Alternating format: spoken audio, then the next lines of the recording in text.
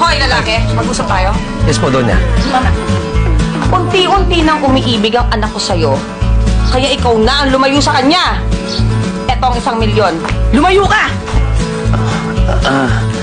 Donya, parang kailangan nyo yatang dagdagan to. At bakit ko kailangan dagdagan yan, ha?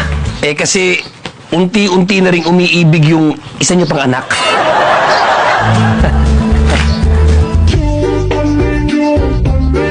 Hoy! Eto ang 1 milyon.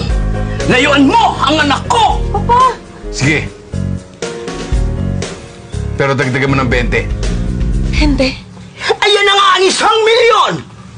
Aanin mo ang 20 pesos. Pamasahe ko sa jeep. Wala silang panakuli dyan. Ha! Sinasabi ko na nga, Be.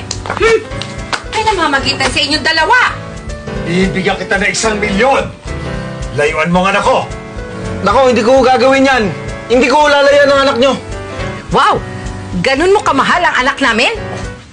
Pero kung gagawin nyo 1.5, kwarta ako. Sige o, tingin nyo na yung anak nyo. Sinasabi ko na nga, Be. Eto, 1 milyon. Layuan mo ang anak ko! Mama, hindi ka niya nasusundin.